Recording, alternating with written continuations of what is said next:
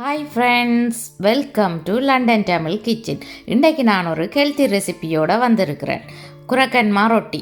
இந்த குரக்கன்மா ரொட்டியை சிறுவர்கள் விரும்பி சாப்பிடுவினோம். குரக்கன்மா ரொட்டி எப்படி செய்கிறேன்னு சொல்லி ஸ்டெப் பை ஸ்டெப் பார்ப்போம் வாங்கும். குரக்கன் ரொட்டி செய்கிறதுக்கு இவ்வளவு பொருட்களும் தேவை. 500 கிராம் குரக்கன்மா, 100 கிராம் பச்சை கோதுமைமா, அதாவது அவிக்காத கோதுமைமா, 200 கிராம் சீனி. உங்களுக்கு கூட இனிப்பு விருப்பம் இல்லைன்னு சொல்லி சொன்னால் நீங்கள் குறைய சீனி போடலாம். 1/2 டீஸ்பூன் உப்பு, ஒரு சின்ன தேங்காய் எடுத்து பாதியை திருவி வச்சுருக்கிறேன். நீங்கள் உங்களுக்கு தேவையான அளவு தேங்காய் பூ போடலாம். நீங்கள் தேங்காய் பூ கொஞ்சம் கூட போட்டிங்களன்னு சொல்லி சொன்னால் தான் இந்த குரக்கன் ரொட்டி நல்ல டேஸ்ட்டாக இருக்கும். மிக்சிங் பவுலுக்குள்ள குரக்கன் மாவை போடுறேன். கோதுமை மா, உப்பு, சீனி, தேங்காய்ப்பூ எல்லாத்தையும் போட்டு நல்லா மிக்ஸ் பண்ணணும்.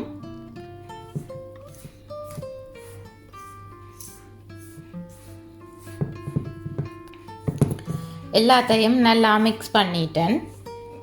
இனி கொஞ்சம் கொஞ்சமாக தண்ணி விட்டு குழைக்கணும். நீங்கள் உங்களுக்கு தேவையான அளவு தண்ணி விட்டு குழைச்செடுங்கோ. கொஞ்சம் கொஞ்சமாக தண்ணியை விட்டு குழைச்சிங்கள்னு சொல்லி சொன்னால் உங்களுக்கு சரியான மாவின்ற பதத்துக்கு குழைச்செடுக்க ஈஸியாக இருக்கும். மாவின்ற குவாலிட்டிக்கு ஏற்றதாகத்தான் தண்ணி தேவைப்படும். நல்லா அமர்த்தி குழைக்கணும். குரக்கன் மா ரொம்பவே ஹெல்த்தியானது. சின்ன பிள்ளைகளுக்கு இப்படி செய்து கொடுத்தா அதையும் விரும்பி சாப்பிடுவினோம். இப்படி ரொட்டி மாப்பதத்துக்கு குழைக்கிற மாதிரி குழைச்செடுக்கணும். இப்படி மாவை அமர்த்தி பார்த்தீங்களன்னு சொல்லி சொன்னால் கையில் ஸ்டிக் பண்ணக்கூடாது. இப்படியான பதத்துக்கு குழைச்சி வச்சுருக்கணும். இந்த மா குழைக்கிறதுக்கு எனக்கு 300 மில்லி லிட்டர் தண்ணி காணுமா இருந்தது. இந்த மாவை 2 hours மூடி ஊற விடணும். அதுக்கு பிறகு தான் பொரிச்செடுக்கணும். 2 hours ஆச்சுது. இனி நான் ரொட்டி செய்ய தொடங்க போகிறேன். அதுக்கு இந்த மாவுக்கு மேலே கொஞ்சம் ஆயில் விடுகிறேன். ஏனென்றா நாங்கள் கைக்கு ஆயில் பூசித்தான் இந்த மாவை தட்டி எடுக்கணும். குரக்கன் மாவை சின்ன உருண்டையாக உருட்டி எடுக்கணும். இப்படி லட்டு சேப்புக்கு உருட்டி எடுக்கணும்.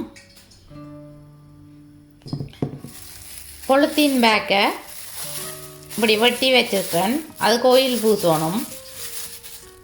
ஆயில் பூசிட்டு உருட்டி வச்சிருக்கிற உருண்டையை நடுவில் வச்சுட்டு தப்பி எடுக்கிறேன். இப்படி தப்ப ஈஸியாக இருக்கும். உங்கள்கிட்ட வாழை இலை இருந்தால் வாழை இலையில் தட்டி எடுக்கலாம்.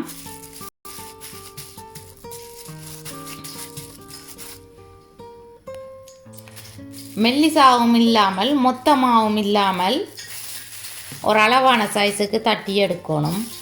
இந்தளவு மொத்தத்துக்கு தப்பி எடுக்கணும். 2 மில்லிமீட்டரில் இருந்து 3 மில்லிமீட்டர் அளவு உயரம் வரத்தக்கதாக தப்பி எடுத்து வச்சுக்கிறேன். நான் இப்படி ஃப்ரீசர் பேக் அல்லது பொலித்தீன் பேக்குக்கு வச்சுத்தான் இந்த குரக்கன் ரொட்டியை தட்டி எடுக்கிறேன். நான் இப்படி செய்யக்க ரொட்டி தட்டி எடுக்கிறதுக்கு ஈஸியாக இருக்கிறது. அடுப்பை மீடியம் ஹீட்டுக்கும் லோ ஹீட்டுக்கும் இடையில் ஆன் பண்ணி விட்டுட்டு எண்ணெயை கொதிக்க வச்சுக்கிறேன். எண்ணெய் கொதிச்சா பிறகு தப்பி வச்சிருக்கிற ரொட்டியை போடணும். அடுப்பு அளவான ஹீட்டில் இருந்ததுன்னு சொல்லி சொன்னால் நாங்கள் எண்ணெய் கிள்ளி ஊற்றாமலே இந்த குரக்கன் ரொட்டி பொங்கி வரும். இந்த குரக்கன் ரொட்டியும் பால் ரொட்டியை மாதிரி பொங்கி வரும். குரக்கன் ரொட்டி நல்லா பொங்கி வந்த பிறகு நாங்கள் மற்ற சைட்டுக்கு திருப்பி விடணும். எப்படி பொங்கி வந்திருக்குதுன்னு பார்த்தீங்களா?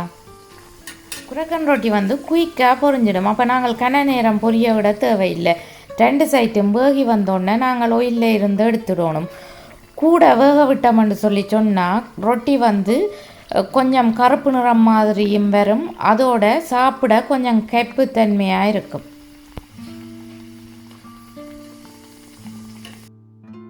குரக்கன் ரொட்டி எப்படி வந்திருக்குன்னு பார்த்தீங்களா? நல்லா பொங்கி வந்திருக்குது.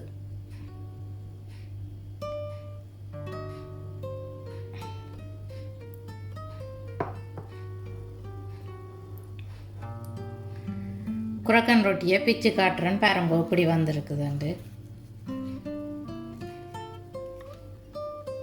நீங்களும் இப்படி குரக்கன் ரொட்டியை செய்து பார்த்து உங்களுக்கு குரக்கன் ரொட்டி பொங்கி வந்ததான்னு சொல்லி ப்ளீஸ் மறக்காமல் எனக்கு கமெண்ட் போடுங்க. என்னுடைய வீடியோ பார்த்ததுக்கு ரொம்ப நன்றி. உங்களுக்கும் இந்த ரெசிபி பிடிச்சிருந்தா நீங்களும் ட்ரை பண்ணி பாருங்கோ. மீண்டும் இன்னும் ஒரு இன்ட்ரெஸ்டிங்கான குக்கிங் வீடியோவில் உங்களை சந்திக்கும் வரை உங்களிடமிருந்து விடைபெறுவது உங்கள் மதி. பாய்.